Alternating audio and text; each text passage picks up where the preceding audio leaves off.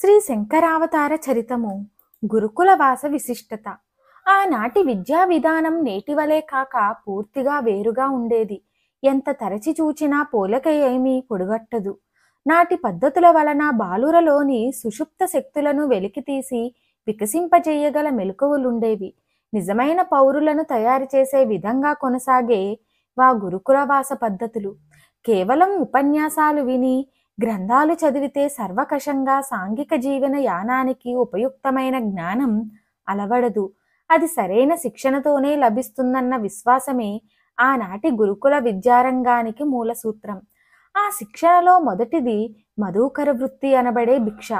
తేనెటీగలు, తుమ్మెదలు, పుష్పాలలోని తేనెను సంపాదించుకునే విధానం. ఆ వ్యాసంగంలో వినయము, విధేయత బలపడి దురభిమానాన్ని దూరం చేస్తుంది. నమ్రత తోడి భక్తి, శ్రద్ధ, సహపౌరులపై ప్రేమ జనింపచేస్తాయి. భవిష్యత్తుకు మంచి బాట విద్యార్థులకు పడడమే కాక లేత ప్రాయంలో ఉన్నవారిని చూచిన పెద్దలకు వాత్సల్యం పొడిచూపుతుంది.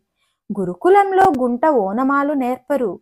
అవన్నీ ముందుగా ఇంట్లోనే నేర్చుకుని ఉండాలి. గురుకుల విద్యార్థికి విత్తంతో పనిలేదు. వేదాలు, వేదాంగాలు క్షుణ్ణంగా అభ్యసించేవారు.